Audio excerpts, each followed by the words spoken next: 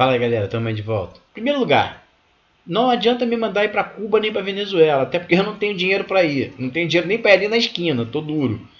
Não sou comunista, não sou a favor do comunismo, não acho que o comunismo seja factível, não acho que seja possível realizar o comunismo. Não acho. Acho que o comunismo é uma utopia. Acho que para que a gente tenha o comunismo, o ser humano tem que evoluir mais. Então, quem está falando aqui não é uma pessoa que quer o comunismo. Não. O que eu queria que as pessoas entendessem é que o fato de que o comunismo não é só uma utopia, o fato de que o comunismo não pode ser realizado, não significa que o capitalismo seja bom. O que eu venho propondo nos meus vídeos é um meio termo entre eles dois. Então vamos lá. Qual é a lógica do capitalismo? A lógica do capitalismo é: o capitalismo se regula por conta própria, pela competitividade entre os capitalistas, entre as pessoas, entre os seres humanos. Cada um vai buscar as melhores oportunidades para si, e isso vai fazer com que haja um equilíbrio no mercado. E a falha principal do capitalismo para mim é que no capitalismo a única coisa que conta no meio de produção, nos meios de produção, a única coisa que é importante é o capital. Essa para mim é a principal falha do capitalismo. Então vamos lá. Primeiro, o capitalismo não se autorregula, isso não é verdade. O que acontece, que a gente vê na prática, é que as empresas que conseguem acumular um número muito grande de capital, elas dominam o mercado e não deixam mais ninguém crescer. Então não há competitividade. Mesmo quando há competitividade, as empresas combinam preços entre si, combinam estratégias de mercado entre si, para que não haja competitividade entre elas. Sobre o que eu estou falando não é da minha cabeça, são teorias econômicas. Assistam ao filme Uma Mente Brilhante. É a história de um economista, que eu não sei, eu ia procurar, acabei esquecendo. Eu ia procurar o nome dele, mas eu esqueci. Enfim, é a história de um economista que tem uma visão de uma teoria econômica que complementa as teorias econômicas de Adam Smith, que é o cara que teoriza o capitalismo. Então, essa teoria desse camarada do filme Uma Mente Brilhante fala exatamente isso. As empresas não competem entre si. Elas só competem entre si até um certo ponto. No final das contas, elas acham um meio de colaborarem entre si para que essa competição não seja ruim para todas. Deu para entender? Existe competição? Existe, até a página 3. Quando a competição fica realmente difícil e ruim para todo mundo, eles chegam num acordo. Então, essa história de dizer que o capitalismo se autorregula, liberalismo, vamos liberar, vamos deixar o mercado tomar conta do mundo, isso não é verdade. Só vai ser bom, só vai ser útil para o capitalismo, para quem tem dinheiro. Contra a proposta do capitalismo, o comunismo. O que Karl Marx diz? Karl Marx diz o seguinte, ele diz muitas coisas, tá? Vou só para o básico.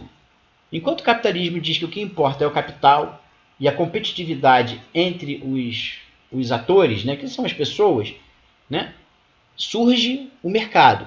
Karl Marx acha que não é bem assim. E outra coisa, o capitalismo acha que só o capital é importante. Karl Marx já diz diferente. Karl Marx diz que há 3 momentos na produção.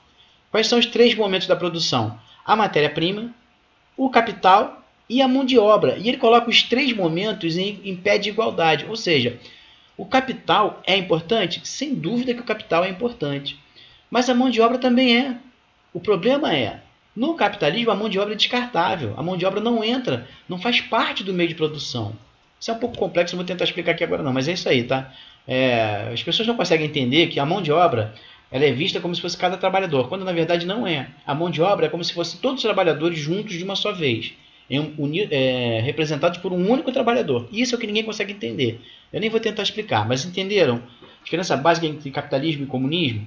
O capitalismo acha que o capital é a coisa mais importante da produção.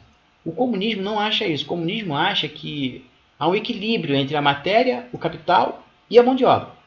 O que nos importa é a mão de obra. Por quê? Porque nós somos a mão de obra. Então, se você valoriza o capitalismo e você não é capitalista, você está se desvalorizando. Isso é que as pessoas têm que entender. Voltando a frisar que eu não sou a favor do comunismo. O que eu estou falando é que temos que achar um meio termo entre uma coisa e outra. Qual é o meio termo? O meio termo é parar com essa história de liberalismo, de que o mercado vai se autorregular, e o governo entrar como mediador das relações de trabalho entre o capital e a mão de obra. É disso que eu estou falando. Não sei se tem um nome para isso. Eu não sei se é socialismo, se é social-democracia. Eu não sei. Na minha visão, é um capitalismo social. Eu não sei se existe esse termo.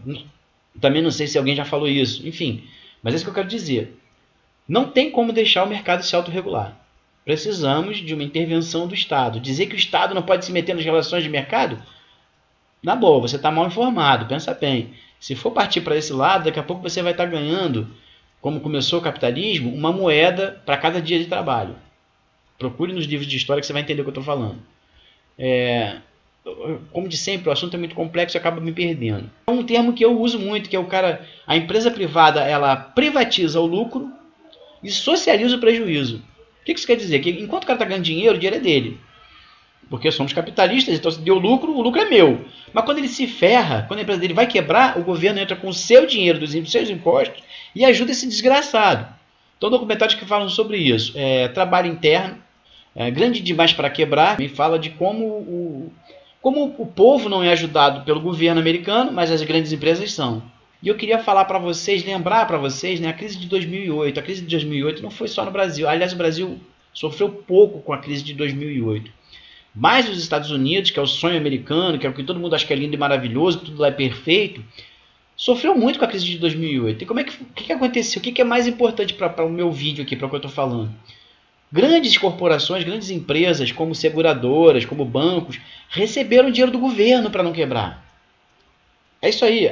Por exemplo, a Chrysler e a GM, duas montadoras de automóveis, faliram, estavam falidas.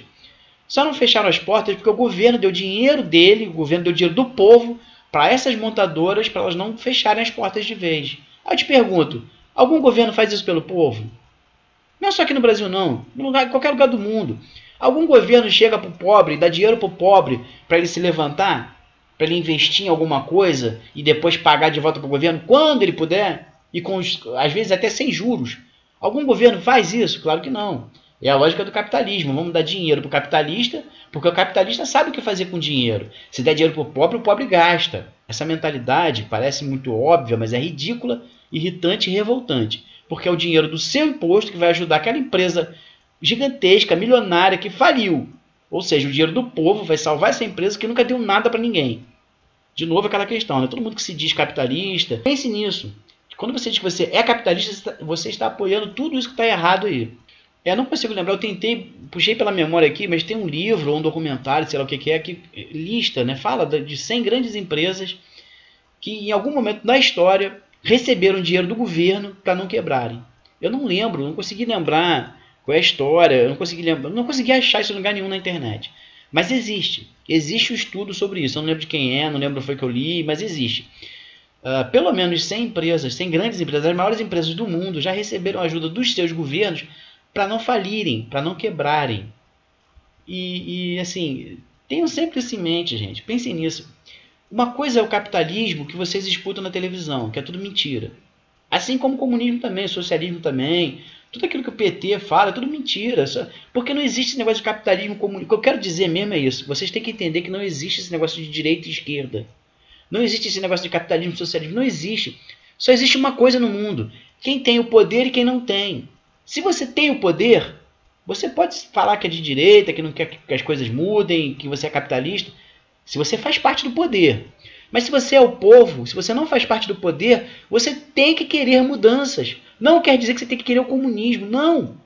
Mas eu já vi o Bolsonaro falar numa entrevista que vai chegar um momento que o trabalhador brasileiro vai ter que escolher entre ter direitos e ter emprego. Quer dizer, como de sempre, o Bolsonaro está indo pelo mesmo discurso que todo mundo faz, todo político faz.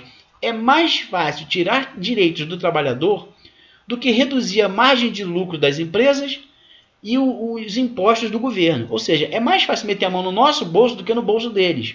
É isso que vocês têm que ter na cabeça. É isso que vocês têm que ter em mente. É isso que está sendo dito nas entrelinhas. O povo, que é o trabalhador, não tem direitos. Só quem tem direitos são os políticos e os empresários que sustentam os políticos. Isso é o capitalismo. E é contra isso que nós temos que lutar. Então comentem aí nos comentários.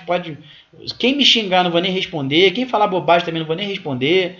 Quer fazer um comentário? Faça um comentário inteligente. Não tem que concordar comigo, não. Pode discordar de mim. Mas escreva isso de uma forma eloquente, bem escrita, um argumento bem construído. Para a gente poder debater de verdade, não é se xingar.